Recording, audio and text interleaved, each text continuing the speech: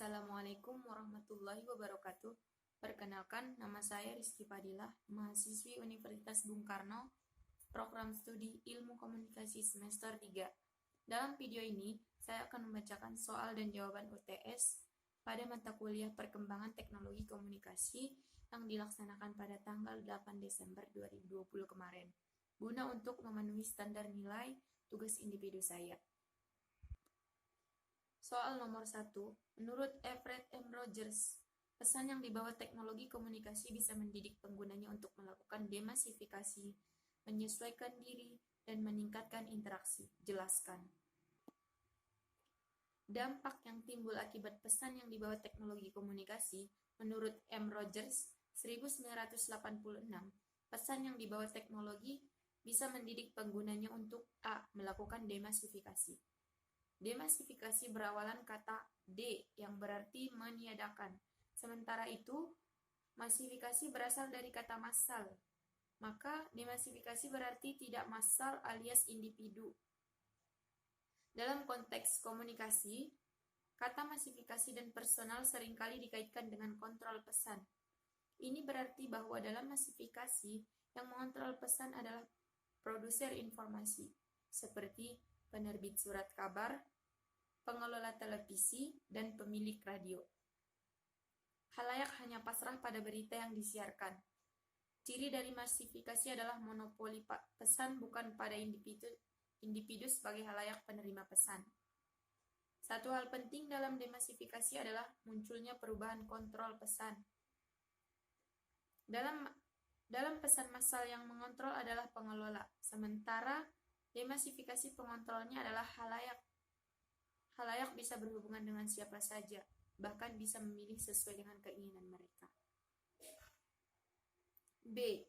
Menyesuaikan diri. Salah satu kunci dalam penyesuaian diri adalah para pemakai teknologi komunikasi harus berperilaku global. Artinya, mereka harus sadar bahwa mereka adalah warga negara dunia. Sebagai warga negara dunia, mereka harus mengerti semua aturan yang berlaku adalah universal. Tuntutan berperilaku global seperti itu membuat para pengguna teknologi komunikasi tidak bisa ditawar-tawar lagi. Sebab hanya dengan berperilaku seperti itulah mereka bisa berinteraksi dengan secara proporsional dengan para pemakai teknologi komunikasi lainnya. C. Meningkatkan interaksi.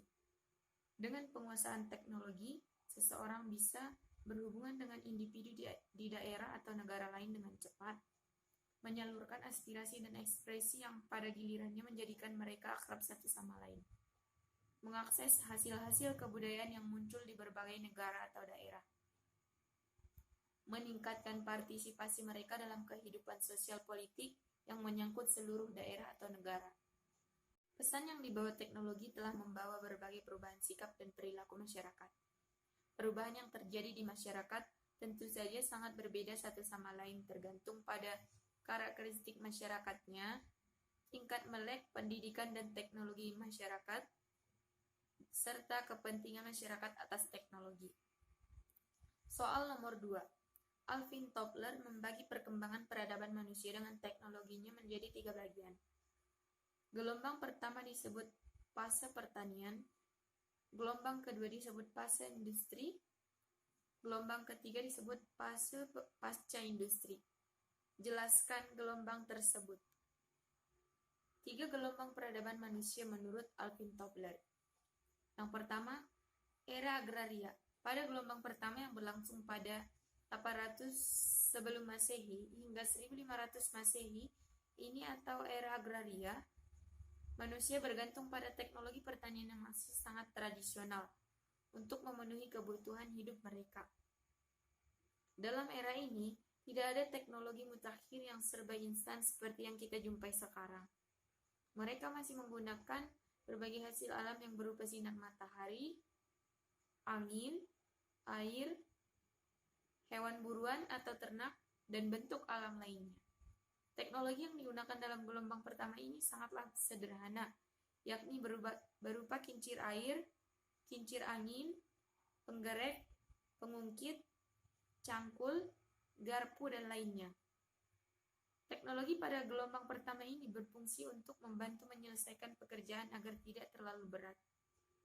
Penggunaan teknologi alam dan ekosistem tetap terjaga dengan baik. Pada era agraria ini, komunikasi tidak secanggih sekarang. Komunikasi pada manusia di gelombang pertama ini dilakukan dengan sangat sederhana. Kebanyakan komunikasi dilakukan secara lisan atau dengan langsung bertatap muka. Untuk mengirim surat atau menyampaikan pesan jarak jauh biasanya dilakukan dengan mengirim pengirim pesan atau hewan pengirim pesan seperti merpati untuk menyampaikan pesan yang jaraknya jauh. Era industri terjadi pada tahun 1500 Masehi hingga 1970 Masehi. Pada era ini, masyarakat yang ada di dalamnya jauh lebih berkembang dibandingkan dengan masyarakat pada gelombang pertama. Perekonomian masyarakatnya juga jauh lebih maju. Perubahan kemajuan ini tidak dapat terlepas dari peranan Revolusi Perancis. Salah satu perubahan yang paling mencolok adalah munculnya berbagai macam kemajuan dalam bidang industri. Banyak muncul penemuan baru yang membantu berbagai macam pekerjaan sehingga pekerjaan jauh lebih cepat dikerjakan. Hasil produksi yang keluar juga jauh lebih banyak dibandingkan dengan menggunakan teknologi sebelumnya. Pekerjaan masyarakat yang dulunya adalah petani pun bergeser menjadi pekerja pabrik yang jumlahnya meningkat tajam. Pergeseran lain pada era industri adalah pendidikan yang sebelumnya. Selain pendidikan di sekolah, jumlah media cetak yang banyak dihasilkan pada era industri ini juga menyebabkan semakin menurunnya jumlah penderita buta huruf. Masyarakat jadi jauh lebih luas wawasannya berkat kemunculan berbagai macam media cetak.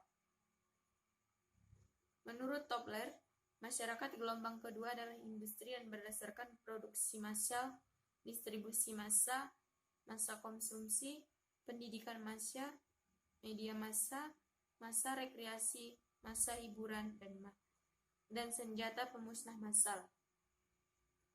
Anda menggabungkan mereka hal dengan standarisasi, sentralisasi, konsentrasi, dan sinkronisasi dan birokrasi. C. Era komunikasi. Gelombang ketiga adalah era komunikasi. Gelombang ketiga ini berlangsung pada tahun 1970 Masehi hingga 2000 Masehi. Pada era komunikasi, banyak hal yang terjadi semakin lebih mudah dilakukan. Hal yang paling mencolok dari era komunikasi adalah perubahan pada komunikasi. Komunikasi pada masa ini sangatlah mudah dilakukan, bahkan seolah menembus batas ruang dan waktu. Pada masa ini, komunikasi yang dilakukan tidak lagi terhambat dengan jarak. Kini mengirimkan pesan dari satu negara ke negara lain dapat dilakukan hanya dalam hitungan detik. Tak hanya itu saja, komunikasi juga dilakukan dengan melihat wajah orang secara langsung, meskipun jaraknya adalah jutaan kilometer. Hal ini berkat adanya satelit dan internet yang membuat segalanya jauh lebih mudah. Dari 3 gelombang peradaban menurut Alvin Toffler, gelombang ketiga memiliki beberapa karakteristik seperti di bawah ini. Teknologi baru, adanya industri yang dinamis. Kegiatan produksi didominasi melalui komputer, penerbangan canggih, petrokimia canggih, komunikasi canggih, sistem teknik, kecerdasan buatan, polimer kimia, dan diversifikasi dan terbarukan. Sumber energi serta ilmu di ruang angkasa. Industri ruang, melahirkan industri ruang angkasa. Orang-orang akan dapat pulang pergi dari negeri dengan mudah, mendekat dengan laut menjadi sarana dalam memperoleh harta. Pengembangan dan budidaya laut sangat membantu. Industri genetik. Masyarakat dapat menghasilkan tanaman yang lebih berkualitas, banyak, dan cepat berkat ketanggihan teknologi. Soal nomor 3. Wilbur Strum mengatakan bahwa revolusi komunikasi itu merupakan serangkaian perubahan yang telah berlangsung dalam sejarah kehidupan manusia. Jelaskan pengertian revolusi politik, revolusi pendidikan, revolusi pertanian, dan revolusi industri. Revolusi politik. Dalam teori Trotsky, pergolakan di mana pemerintah diganti atau bentuk pemerintah diubah, tetapi sebagian besar hubungan properti dibiarkan utuh. Revolusi di Perancis pada tahun 1830 dan 1848 sering disebut sebagai revolusi politik. Revolusi politik dikontraskan dengan revolusi sosial di mana hubungan properti lama dijungkir balikan. Buku Leon Trotsky dan Revolution Birthright adalah perkembangan teori yang paling banyak dikutip. Revolusi politik telah memungkinkan bagian terbesar orang untuk belajar membaca dan menulis. Sebagian dari mereka mempunyai kesempatan lebih besar untuk melanjutkan sekolah tinggi, mungkin sesuai kemampuan masing-masing.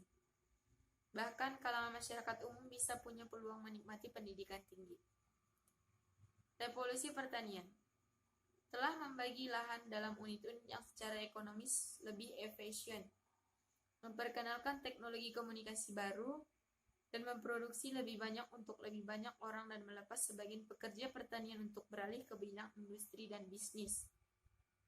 Yang terakhir, revolusi industri telah mengganti bidang pekerjaan manual yang dilakukan manusia, termasuk sumber-sumber energinya, sehingga ia bisa mempercepat produksi dengan penggunaan mesin dan menciptakan segalanya lebih cepat dalam komunikasi jarak jauh. Soal nomor 4. Majid Tehranian dalam buku The Information, The Dialectic of Technology and Mythology membuat tabel revolusi komunikasi dan perubahan historis. Gambarkan tabel perubahan revolusi komunikasi.